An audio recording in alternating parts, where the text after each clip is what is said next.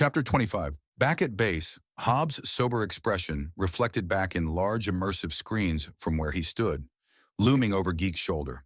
They covered multiple strategic points across Europe, while a tubby man sat some way behind them, feet up on a desk, shoveling crisps and Merlot into his mouth, packet rustling between slurps and silent tension, causing Hobbs' fist to ball up. Arden marveled at it, washing back another thistle of crisps with a slurp of Merlot. He stood. "You look like it's your first time." He eyed Hobbs' rigid stance before offering him a glass, which, Arden smiled, might as well have been a hooker at church. Without so much as a word, Hobbs turned, glaring back at the screens where Geek proceeded with checks and cloaking, keeping their boys hidden. He watched as they broke off into teams.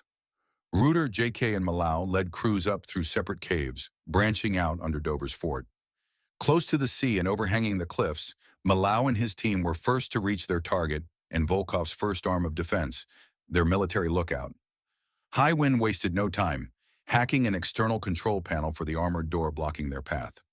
After just a few moments, he stood aside with a theatrical bow as it hissed open to the surprised looks on the guards inside. Schwartz and Slumber slid straight between their legs, each throwing an uppercut as they went, toppling the guards and continuing on toward the control room. Smokey, Ted, and Malau took care of the others, who'd surfaced out of side rooms at the sounds of commotion. With a cuss, Slumber watched more charge their way as an alarm rang out. A river of bodies soon littered the hall, though more continued to surface. Batons and body armor like thunder where they clashed. "Shields up!" Slumber barked down comms before chucking a taser grenade overhead. It spider-webbed off guards, dropping at least 20 before he continued enjoying himself with a little more hand-to-hand. Malau, meanwhile, tore out the door's control panel, triggering the safety mechanism and auto-lockdown of the lookout. Doors sealed off, locking them in, blocking out reinforcements. His boys seemed to be enjoying the brawl, and striding over the backs of guards who'd been toppled, he sent a series of precision blows clearing the rest. "Stop playing!" he barked, continuing on toward Highwind, who was about to blow the door to the control room. Rachmaninoff's Italian polka danced through Smokey's headset as the door flew off its hinges, and he began his artful assault on the guards who staggered out. Blinded by smoke, thrown off by the blast, they were easy pickings. Schwartz covered Zeke and Highwind as they made for the offline key. Within minutes, they'd managed to locate it and plant the dongle, allowing Geek to access the mainframe, taking control. Peering back down the hall, Malo could see Cloudy, and the rest of the boys had taken care of the few remaining guards that now carpeted the hall and were being disarmed. "Lookout secure," he radioed through to Geek at HQ. Asterisk. Quattra's hand slapped into Millie as their night vision faltered, shells crunching underfoot as they ventured on, through the maze of tunnels further inland. "Could be walking into anything," he growled, lighting a flare. But from in Mobius, Grace could see they were on the right track, and instead her attention caught on the shells coating the cave's floor, could feel the intricate overlay of patterns, their logarithmic spiral mapping everything, from the structure of the universe to the network of nerves in her eye.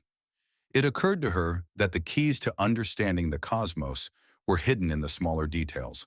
A rare snapshot of uncensored history across worlds, across species, and more. Can't beat old reliable. AMJ drew her attention back to the group as comms cut out. Pulling out a paper map, he tapped his head. "That's why we keep you about," Lilibet grinned, eyeing damp walls of the tunnel they now funneled along. "Age beats beauty." "Only 'cause it's fucking jealous," Reuter chuckled, jumping in. "Screw you lot," AMJ grumbled once more. Staring at the map, he continued, directing them through tunnels that forked. A while later, their footsteps came to a stop. "We're lost, aren't we?" Quattra groaned. "Course not. Following the map, and my intuition."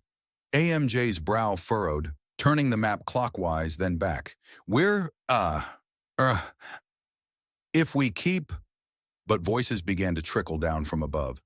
"Your gatehouse," AMJ whispered, gesturing overhead, hoping to waft away any relief he felt as their last flare dimmed out.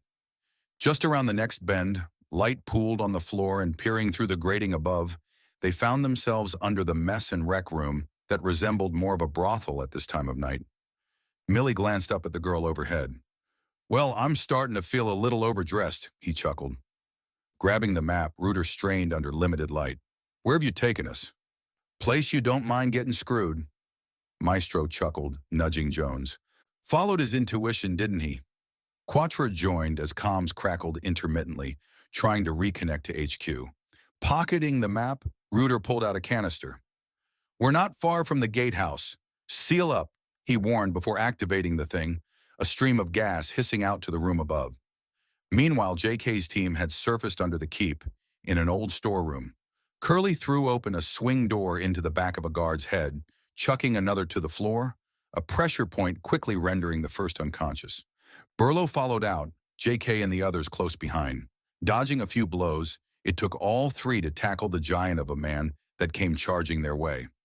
Tossing a taser grenade at another running to sound the alarm, Lights watched it spark, bolts of electricity spiderwebbing over the guy as he fell and cracked his head. Minimal casualties, JK barked. Subjective, I know. Lights grunted back, throwing another and watching several more convulse to the floor. Stop tasering them. Just knock them out. Lights seemed to take that on board, skimming the next across the heads of two more who tumbled to the floor before it activated. With this, JK held up a canister. Put him to sleep. You want me to tuck him in too? Lights laughed, watching JK ram the guard on his back into a wall. Sev darted a handful who tried to run off, while Flacco, Hoarder, and Cam battled their way through the few remaining between them and the spiral staircase. Finally clear, they made their way up narrow winding steps to the first floor. As Sev led them through dark passages, thermal imaging blanket everything in a rainbow of color, and having reached the great hall, she stood aside to cover the door, waving others past. The guards inside appeared more preoccupied with keeping guests from leaving than guarding the entrance. Lights felt his finger tighten round the trigger as one of the men in the hall began beating some of the women there. AI flashed up with the guy's biometric markers, Dimitri, a notorious bastard. But Sev's nudge brought him back to task. Placing a gas canister behind a guard, he moved on. They could handle that asshole once they had Dover.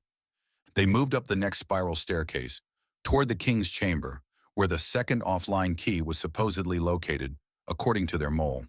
With Dimitri preoccupied downstairs, the others moved on to secure the roof. Striding into the chamber, Curly realized too late he wasn't alone. Reaching for his gun, eyes pinned to the shadows that moved. He'd seen many things before, but none that had left him speechless. A figure emerged out of the shadows, timeless seconds passing between them. She had the face of an angel, though bruised and bloodied where she glanced at the painting beside him. It's all there. She gestured, moving to open it. You're the mole, but you're his wife, she conceded, standing aside. Not all men were meant to lead. Back outside, the others continued up towards the roof, snaking through narrowing corridors when blue hues of light seared past, plowing into stone, sending shards scattering. Shields! JK boomed, diving for cover as a laser grenade tumbled after them, but his refused to power up.